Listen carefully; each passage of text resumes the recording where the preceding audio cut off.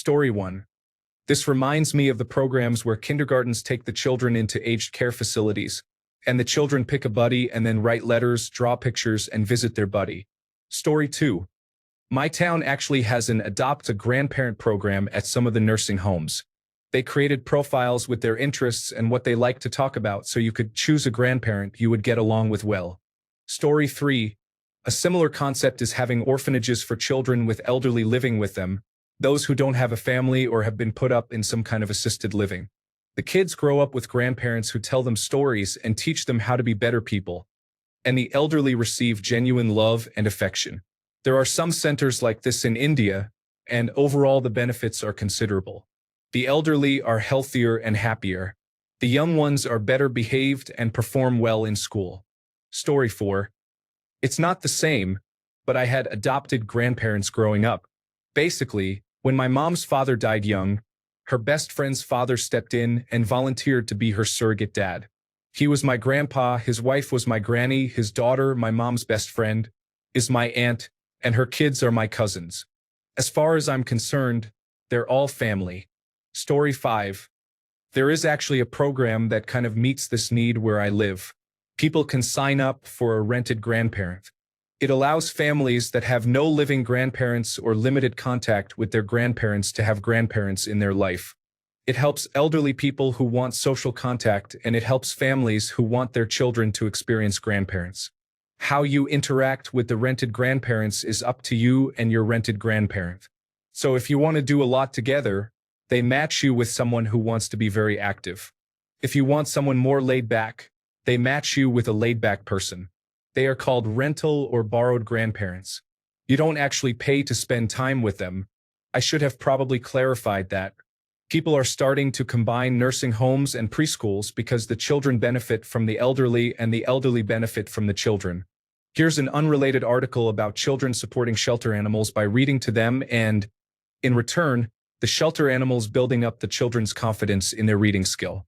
Story 6. I think it's lovely. The majority of my parents' friends are child-free, and I've done something similar. I visit a lot of them and send them packages. It's always nice to have more great people in your life. Story 7.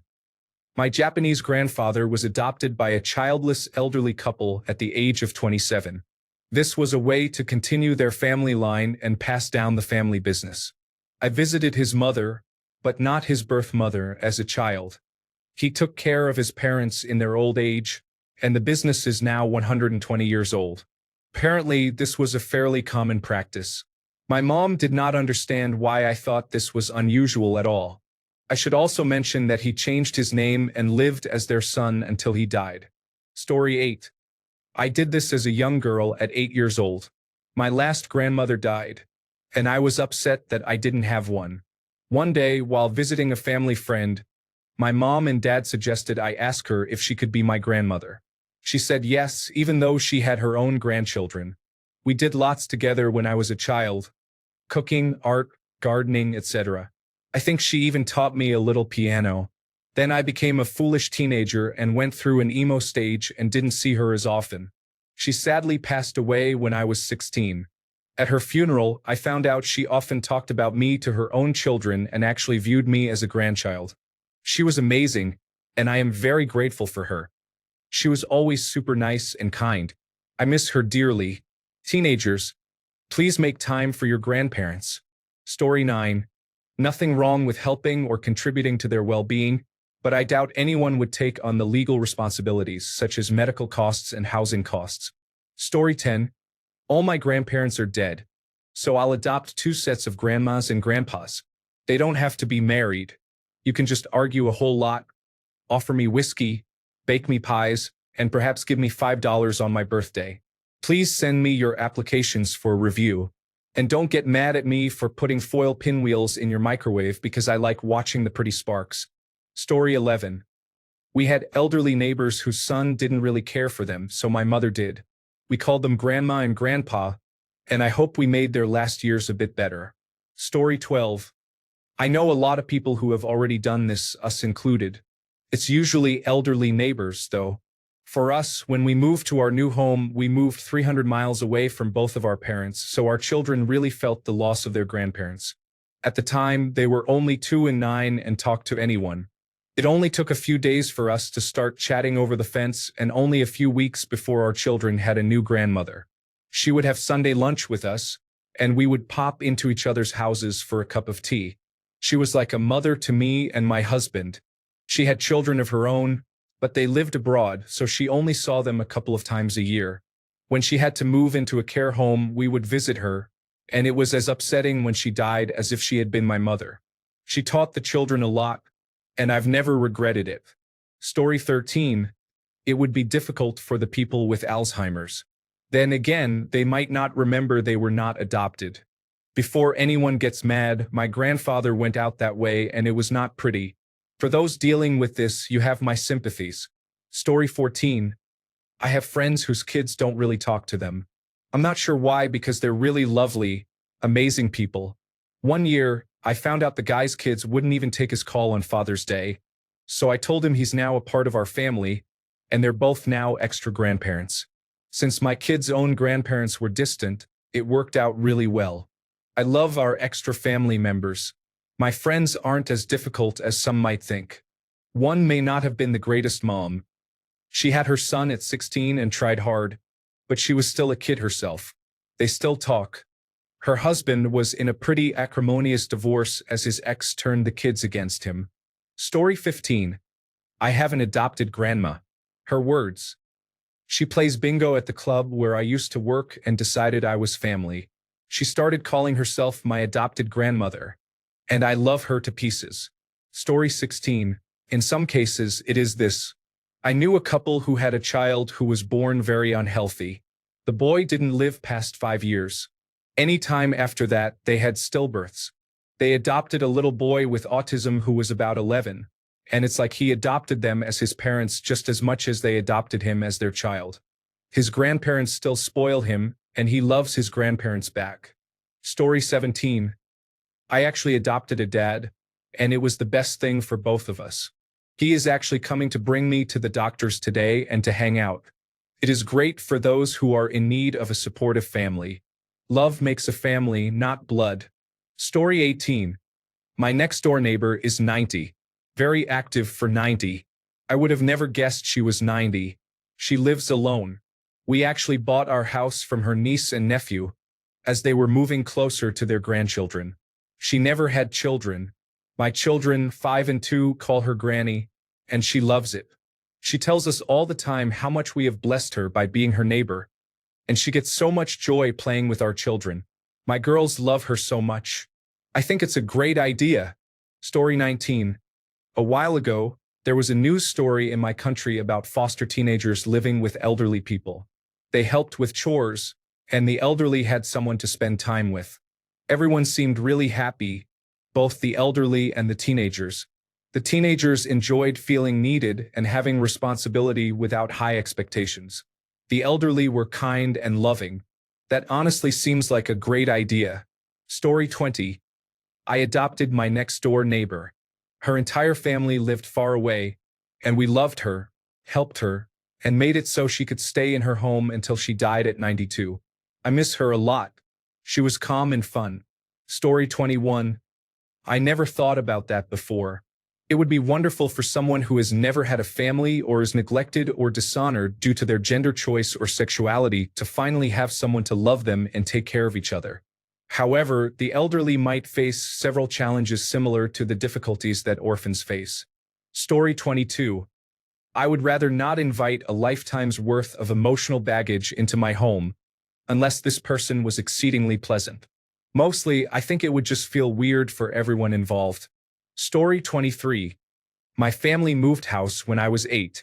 There was a kind older lady at the new church who had arthritis and a sweet old King Charles Spaniel that she struggled to take out. She needed help walking him, so I would go around and help with shopping and dog walks. I always said she was my adopted grandma. She taught me how to 10-pin bowl. She would take me and the dog out to the countryside for long walks. As a city kid, it was amazing. She never had children of her own, so I think in a way I was like her child or grandchild.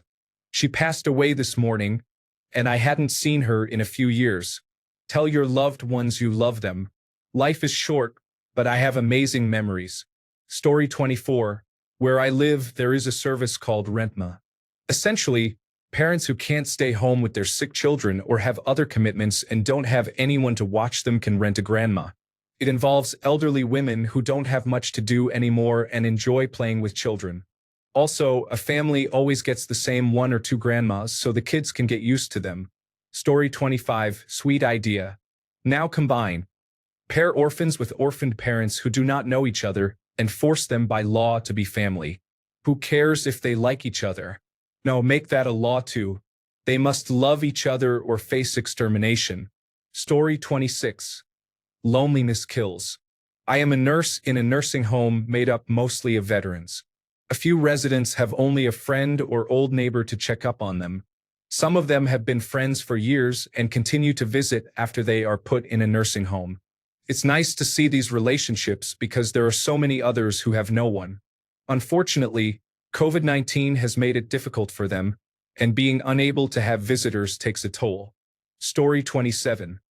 Became friends with an elderly neighbor with no close family. He confessed feelings for me, despite a 50-year age gap, and still sends me letters in the mail, even though I cut off all contact with him. I'm not doing that again. Story 28. Some friends of mine have sort of done this. They lived next door to a wonderful lady who is getting on in years. She has no kids or close family, so they became really close, and when they decided to move to one of their home countries, they actually took her with them. They weren't lacking parental figures in their own lives. They just had an amazing bond. She's kind of like a zany great aunt to them, and they're super happy being together like that. So nice to see. Story 29. My grandparents do the opposite. My parents are much younger than most of my friends' parents, so many of my friends don't have any living grandparents. My grandparents live a mile away from me. They are granny and grandpa to every single one of my friends, and I absolutely adore them for it. Story 30. As a kid, I had several adopted grandparents. Our church was small and mostly consisted of elderly people. My great-grandmother always had 2 pots of coffee on and had many elderly visitors. There were many people who simply didn't have any young grandchildren anymore or didn't have family close by, so we got pretty close with them. Now I am grown with 2 kids. My kids have adopted our neighbor as a grandma and sit and visit in the front lawn, help carry her groceries to the house, and help tend the garden. My kids have a lot of grandparents who we see often, but she doesn't have kids close by. I love that my kids saw someone struggling with groceries and ran to help, starting a great new relationship in the process. Story 31. Help them instead. Volunteering is a good start.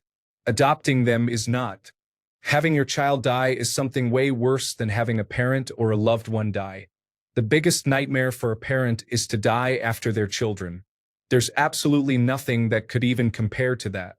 Someone could never even try to replace someone as important as a child. So, instead of being a replacement son or daughter, try being a help to them instead. Story 32. I have no grandparents left, and I have done this with the local old friars at a nearby convent. I absolutely adore them, and the feeling is great. Some have family, but most do not, and I do not see why they should not. It's funny because I'm not Catholic, but I just smile and nod because those are just details. Story 33. I think it is a great thing to adopt these people into your and my lives. Most of them don't have any living relatives left, so I think they would really appreciate it. Story 34. I am aware of an organization that adopts children whose parents have been lost in natural calamities and who are homeless. The organization is founded and based in India, and it is called The Art of Living. It is run by a spiritual leader, Sri Sri Ravi Shankar.